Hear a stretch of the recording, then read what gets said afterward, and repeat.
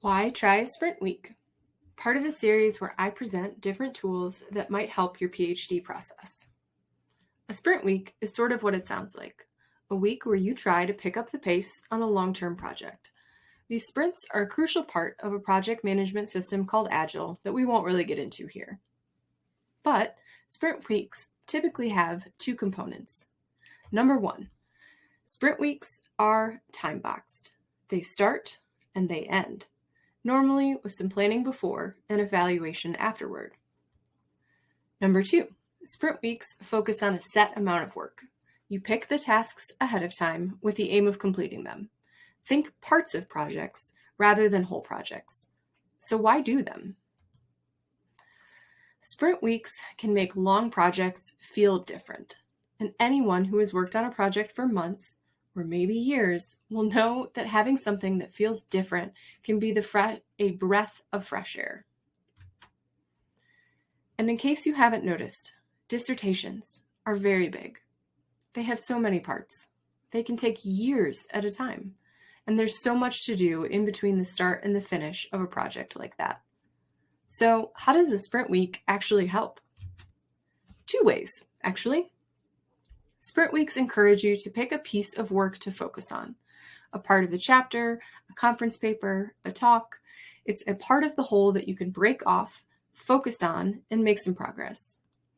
And number two, they encourage you to set aside resources intentionally to work on it. Because you plan a sprint, you both plan the tasks and the resources, time, energy, support that you need to get that piece done. How do you make the most of a sprint week? Great question. First, figure out how much time and energy you actually have. Unless you are a unicorn, you probably do not have 40 hours in a week to work on your selected piece for the sprint. Being realistic about what resources you have as a baseline and what you could conceivably add during the special sprint week. Because being real about what time and energy you have can help you set a sprint goal that you can actually accomplish, and therefore actually get the boost that finishing it would mean. Better during a sprint week to aim for something that would feel great to get done, but also doesn't require that every single thing about the week be perfect in order for that plan to actually work. But truly, the best part about sprint weeks, they end.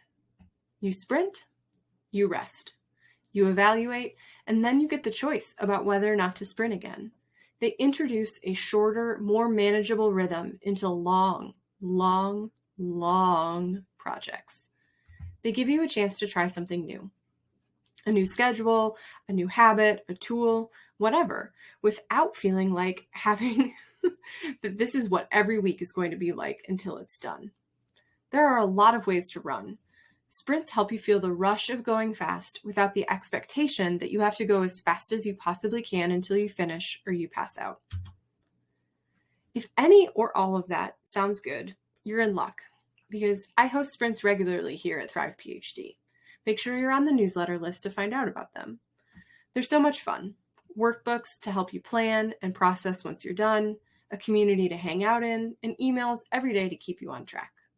Or you can build your own. Get a ragtag group of dreamers, plan together, check in throughout, and then celebrate at the end. Either way, sprints can be a really good way to get a little sparkle back into a project that has turned into a slog. I am wishing you just a little bit of scholarly sparkle. See you next time.